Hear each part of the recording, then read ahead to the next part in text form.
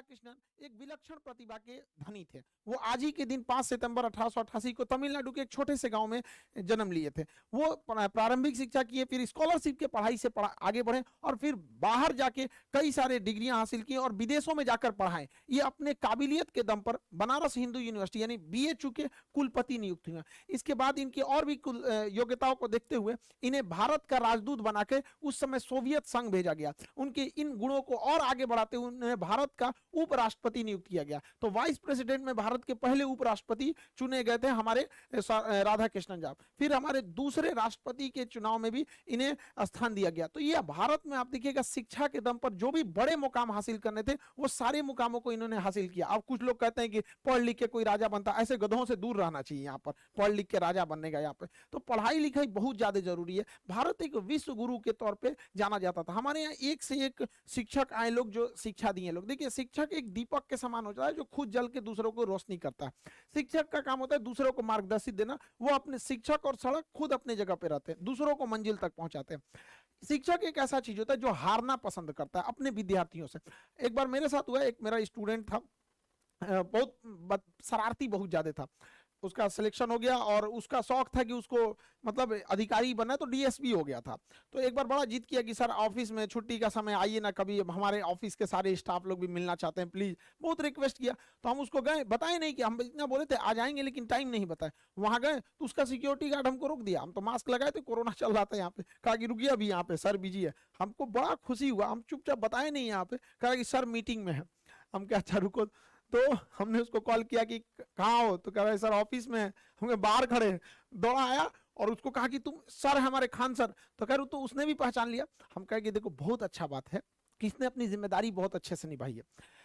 तो कहने का सेंस है कि इतना खुशी हुआ हमको कि हर माँ बाप और शिक्षक अपने अपने खुद विद्यार्थियों से हारना चाहते हैं। माँ बाप आपसे हारना चाहते हैं, वो चाहते हैं कि आप उनसे भी आगे जाए। हम खुद चाहते हैं कि बाबू आप सब लोगों से कहते हैं कि पढ़ लिख कर इतने आगे जाइए ना कि आपसे मिलने के लिए हमें आपके ऑफिस में पूछ के आना पड़े। उस दिन हमारे को लगेगा नहीं हम सफल हो गए। हम आपसे हारना चाहते हैं। जी जान लगा के पढ़ाई कीजिए, माँ बाप का, देश का, सबका नाम रोशन कीजिए। हम एक सोने की चिड़िया कहलाते थे एजुकेशन के दम पर। लोग चाइना से पढ़ने आते थे, आज चाइना कितना डेवलप हो गया। हमारे यहाँ ह्वेनसांग, फाहियान, दुनिया भर के चाइनीज सब पढ़ने आए। विदेशी लुटेरे आए थे तो हमारे यहाँ लूटने के लिए। इसका मतलब हमारे पास कुछ था। ऐसे कोई श्रीलंका में डकैती करने जाएगा, सोचो है ये नहीं है वहां पे, जो बताता है कि हमारे यहाँ कुछ था तो लूट के ले गए। हमें वापस इस चीज को भरना है। आज के समय शिक्षा से हम इसे भर सकते हैं। हमारी सबसे पहली जो टीचर होती है वो हमारी माँ होती है। हालांकि जिंदगी में बहुत सारी चीजें होती हैं, टूटा दिल, खाली जेब, भूखा पेट, ये सब भी बहुत बड़े टीचर होते हैं। ये सब जो जीवन में लेसन देंगे सर वो कोई नहीं देता। हमारी पहली जो टीचर होती है हमारी माँ होती है। माँ देखिएगा बच्चे को अक्सर कमर पे रखती है और कमर पे लेके घूमती है। इससे क्या है कि वो बच्चे को तकलीफ देना नहीं चाहती। कमर पे बैठेगा लड़का तो उसको आराम होगा और वो वहीं तक देख सकता है जहां माँ देख सकती है, क्योंकि कमर पे बैठने के बाद लगभग दोनों की निगाहें सेम होती है। तो माँ सोचती है बेटे को आराम रहे। पिता की सोच थोड़ी डिफरेंस होती है। पिता होगा खुश होगा तो बच्चे को कंधे पे बैठाएगा।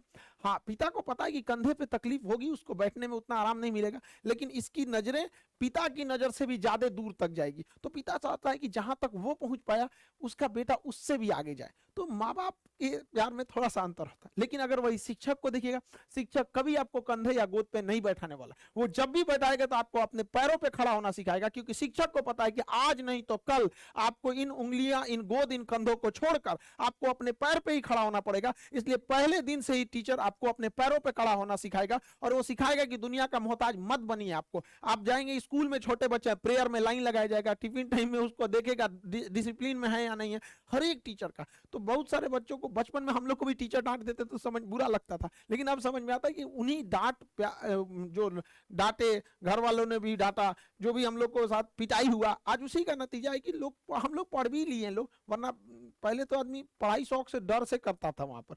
तो टीचर की भी रिस्पॉन्सिबिलिटी बनती, उनको भी समझना चाहिए। आज दुनिया बहुत आगे जा रही है, आजकल के लड़के एडवांस हो गए हैं, तो टीचर को भी अब एडवांस बनना पड़ेगा वहां पर। उनके साथ टीचर को अब एक फ्रेंड की तरह भी पढ़ाना पड़ेगा। जहां पीटना है तो वहां एनिमी की तरह पीटना भी पड़ेगा।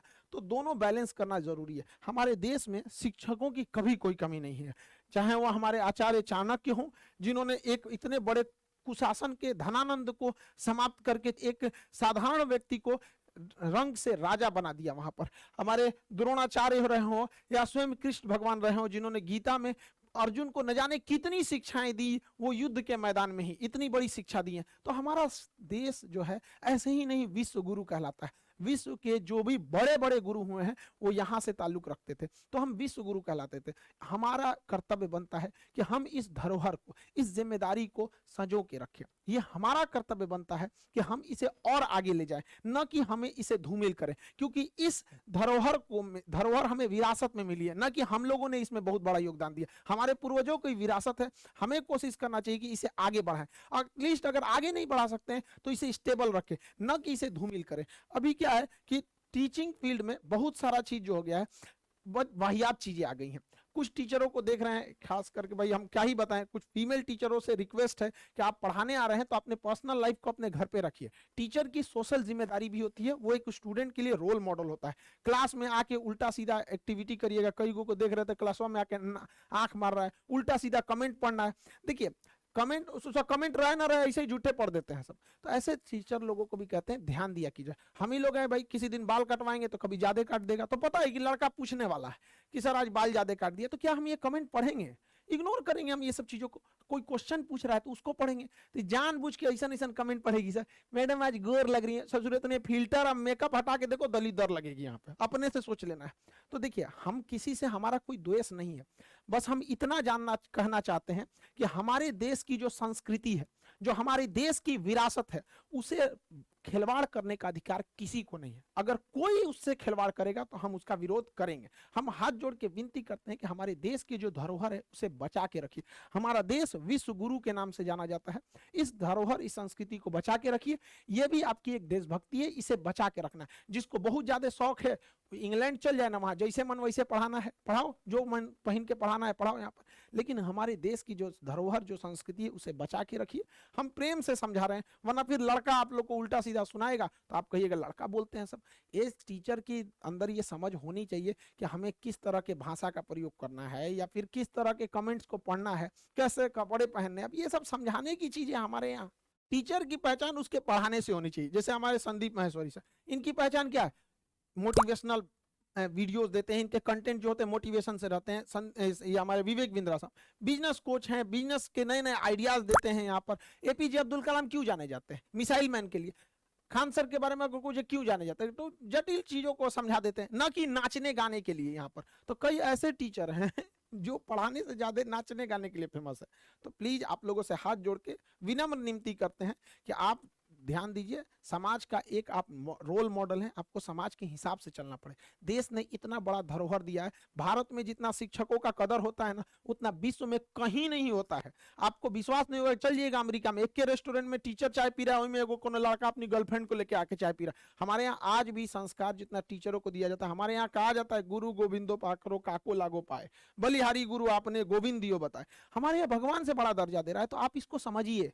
भगवान लोग को भी देखते हैं कैसे रहते हैं, तो इस चीज को प्लीज समझिए। हम ये क्यों कर रहे हैं, ये एक हमारी विरासत है, इसे बचा के रखना हम सब का सामूहिक जिम्मेदारी है। हर जगह जहां कुछ लोग रहते हैं, आपसी कुछ मतभेद हो जाते हैं, तो हम सारे लोगों से भी यही कहते हैं। आज का दिन शिक्षक दिवस है, स्टूडेंट से भी कहते हैं और टीचर लोगों से भी कहते हैं कि आपसी विवाद को आपस में ही सुलझा लेना चाहिए। विवाद से विकास रुक जाता है, आपसी विवाद को सुलझा लेना चाहिए, ना कि तू मैं करके विवादों को बढ़ा देना चाहिए। हमारे पास तो कई हमारे मित्र हैं, टीचर हैं लोग, वहाँ पे कई बार ऐसा कहते हैं कि सर अपना बैचवा थोड़ा देर से दीजिएगा ना, हम थोड़ा सा बैच अनाउंस करके तो कुछ एडमिशन ले लेते, तो क्या हम उससे लड़ने जाएंगे? हम कहे ठीक है भाई, थोड़ा सा देर से ही दे देंगे। एक लड़का हमारे ऑफिस में आया, कह रहा है कि सर हम आपके पास फाउंडेशन किए, सारा कोर्स किए, एग्जाम में थोड़ा सा डिले हो गया,